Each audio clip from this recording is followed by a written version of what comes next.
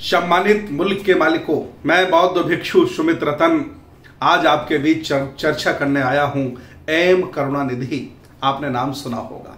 बहुत ही मशहूर बहुजन समाज के लिए काम करने वाले तर्कवादी विज्ञानवादी सोच के व्यक्ति एम करुणानिधि, जिनका जन्म तमिलनाडु में हुआ और उनका बेटा स्टालिन मुख्यमंत्री होने से पहले अभिनेता था।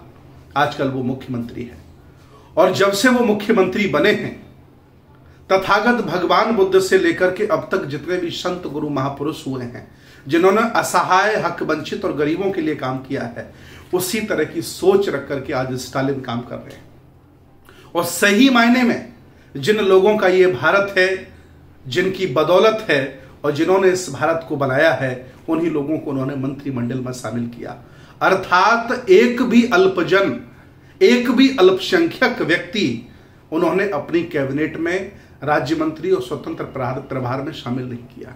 ये कदम उठा करके उन्होंने मेरा दिल जीता है और मेरा ही नहीं, इस भारत में रह रहे हक वंचित, असहाय, कमजोर जो बहुजन आंदोलन को चला रहे हैं, पेरियार के आंदोलन को चला रहे हैं, छत्रपति साहू जी महाराज के आंदोलन को चला रहे हैं, बाबा साहब के आंदोलन को चला रहे हैं और ज्योतिबा फुले जी के आंदोलन को चला रहे हैं, बुद्ध की संस्कृति को फैला रहे हैं, समतावादी हैं, विज्ञानवादी हैं, उन सभी लोगों का दिल जीता है।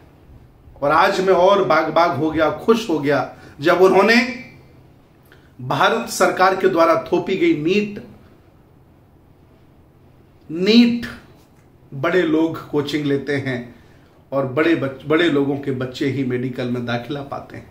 उन्होंने नीट से मुक्त कर दिया है अपना तमिलनाडु, अर्थात उन्होंने नीट को भगा दिया है। जो भी बच्चा 12 में अच्छे नंबर लाएगा, मेधावी होगा, उसका मेडिकल में एग्जाम करने की जरूरत नहीं है, उसका एडमिशन हो जाएगा। एक कदम उठाकर के उन्होंने उस अनीता नाम की बेटी का सम्मान किया है, जिसका 98% नंबर आए थे, टॉपर थी वो, लेकिन वो नीट पास नहीं कर पाई, उसका कहीं भी डॉक्टर नहीं बन पाई, दाखिला नहीं हुआ और उसने दुखी होकर के आत्महत्या कर ली। उस अनीता नाम की बेटी का सम्मान किया है और हमारा दिल जीता है। मैं बहुत खुश हूं, मैं बहुत प्रसन्न हूं और एम करुणानिधि जैसे व्यक्ति को इस देश भारत का प्रधानमंत्री भी बनना चाहिए। मैं चाहता हूं कि जिन्होंने देश का खून पिया हो, देश की जो गंगा जमुनी तहजीब को तहस नहस किया हो, जिन्होंने देश के संविधान को खत्म कर दिया हो, ये गुण हैं जहां लग जाते हैं उसे बर्बाद कर देते हैं। उन लोगों को जो लोग सर पे बैठाए घूम रहे हैं, उन लोगों को तमाचा उन्होंने मारा है। मैं चाहता हूं कि ऐसा हक वंचित, असहाय, कमजोर और गरीबों के लिए काम करने वाला व्यक्ति देश भारत का प्रधानमंत्री बने।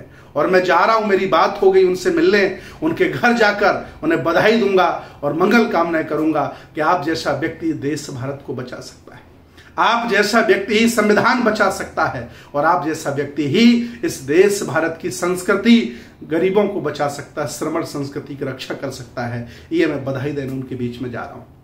तो आज मैं बहुत खुश हूं, उन्होंने अपने प्रदेश को नीट से मुक्त कर दिया और एक भी अपनी मंत्रिमंडल में अल्पजन और कह सकते हैं कि जो अल्पजन और अल्पसंख्यक व्यक्ति को उन्होंने शामिल नहीं किया। इसके लिए वो बधाई के पात्र हैं। बहुत बहुत धन्यवाद, बहुत बहुत साधुवाद।